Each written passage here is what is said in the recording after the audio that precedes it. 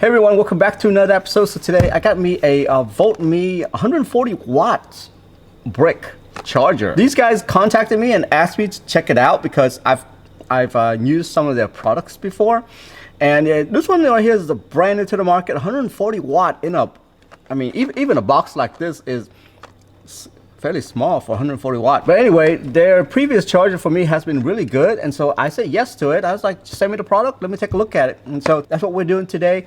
I am just gonna unbox this. I actually have not read up anything about it other than the fact that it's 140 watt. I don't even know how many ports there are on this thing.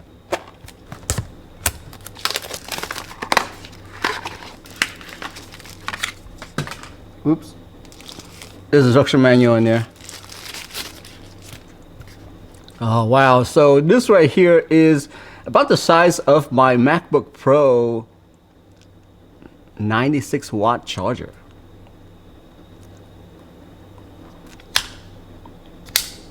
Here I have my MacBook Pro charger that I have been using. It is literally the same size of the MacBook Pro, except now it's 140 watt. Foldable prongs, which is great. Only issue with my MacBook charger is that it has one port, a USB-C port, that's it. This one right here has two USB-C port and one USB-A port. Super useful, I would say. Sitting at Starbucks, working on your laptop and things like that, guys. Something like this is gonna help tremendously. I usually work with a friend at Starbucks. Now I have two USB-C port that I can actually share. So my MacBook Pro takes about 87 watt, I think.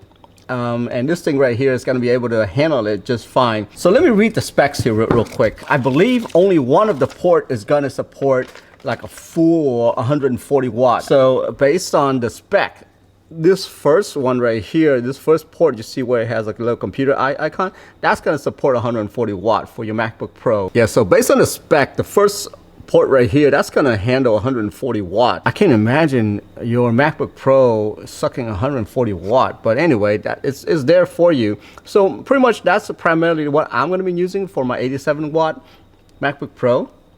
But then let's say here, the second one, it says that it'll do 100 watts. So either one for me is gonna be fine. Either port for me. So 140 watt, 100 watt on the second one, if you're just using that primarily, not plugging in anything else. But once you start plugging in other stuff, then it'll start splitting up, you know, the wattage duty, that kind of stuff.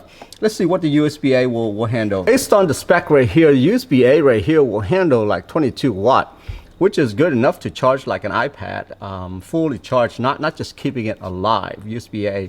So that's pretty good right there. My iPhone 14 Pro, that takes like a 20 watt. So this USB-A is going to handle just fine right here based on the specs. And then there's, I guess, it intelligently switch between the modes. So depending on like the combination of ports that you're using, it's going to divide things out. And so let's see here, if you use C1 and C2, let's say if you use both of these ports, I'm sharing with my friends, it's going to be 65 watt on one and 65 watt on another. So it's going to split that into two right there.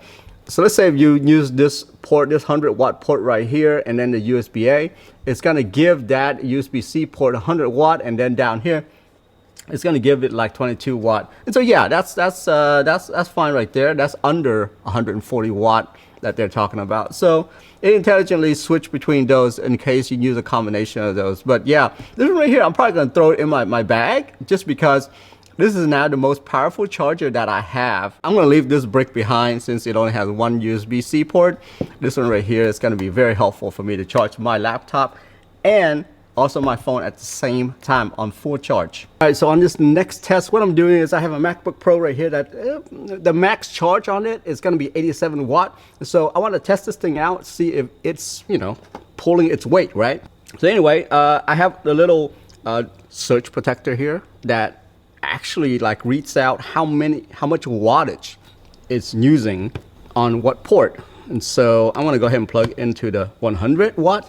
Right now you can see that it's jumping from 57 to like 61. There's 70 right there. Also, what is going on is that MacBook Pro actually, depending on at what percentage the laptop is, it's not gonna fully use like an 87 watts. So if you're running dry, like 1% on your laptop, it's gonna charge it a lot faster. But here I am at about 80%. The laptop tends to slow down a bit. So in my Mac, I have an option to charge to full now. And so I can click on that. So now the laptop is demanding more power from the brick itself right there. There's 94. So it is. It's now it's drawing a lot more power. So FYI guys, that's how these brick works. It's not just the brick, but it's actually the software and hardware that's on your if you have a MacBook Pro, it does that. Anyway, that's it for me right there. That's the VOLTME 140 watt brick right there that you can pretty much use to max charge everything that you need out there. Pretty interesting stuff. Anyway, have a good one. Bye-bye.